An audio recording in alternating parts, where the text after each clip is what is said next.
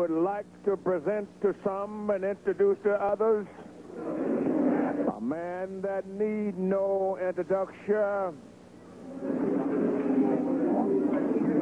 He's a man that has been initiated into the degree of his apprentice, passed to the degree of a fellow craftsman, and raised to the sublime degree of a master mason, walked into the lodge of perfection where perfect men were at council, and from this point walked on into the consistory and crowned the sublime prince of the royal secret of the 32nd degree, king of the hot-burning sands of the desert, trying to find rest in the shade of the oasis, washed in the pool of Mecca, kissed the black rock of Jephthah, and stepped back on the square and declared himself a man of noble birth. He's a member of the board of directors of the Imperial Grand Council of the ancient epic order of the nobles of the mystic shrine of the United States of America, the illustrious noble Russia Dean.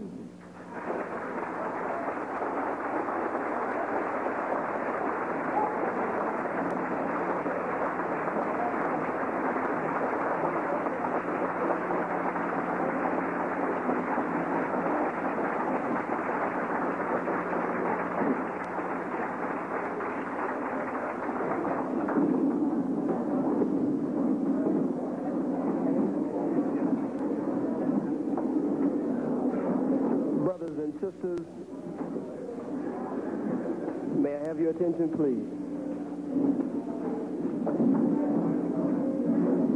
Brothers and sisters, in Islam, we are taught by the Honorable Elijah Muhammad to begin every important event asking for the divine blessings, asking for the divine providence of Almighty God, and to begin every important event in his name. And I can find no other event more important than this Founders Day banquet, and to begin in the name and asking for his divine blessing. So in the name of Almighty God, Allah, and in the name of his Christ and his messenger, the Honorable Elijah Muhammad. And we thank that God, Allah, for coming as it was written and prophesied that he would come, seeking that which was lost.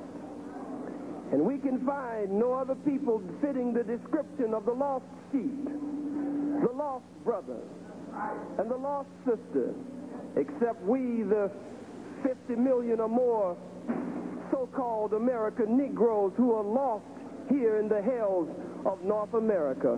Lost sheep who have lost our names, lost our language, lost our religion, our culture, and our God, lost our folkways, our mores, and our norms. And the way some of us act, we have even lost our minds. And so we thank that God, it is written in the Bible that he would come seeking that which was lost and out of place. I greet you in the greeting words of peace, as spoken in the ancient tongue, spoken in the language that Jesus and all of the great worthies who came in the great line of divine, the language that they all spoke. They didn't speak English in those days. If Jesus were here at the Founders Day banquet to honor Dr. P.J. Jones tonight, Jesus would not stand up and say good evening, but Jesus would speak in the tongue of his time, and he would say, Assalamu alaikum. Be the him. And so as it is written, this is the Lord's doing. When you see the Muslim and the Mason, when you see the Muslim sister, and when you see the daughters of the various orders of the ancient Arabic order, when you see them begin to come together, you know that the dry bones are really beginning to shake and come together.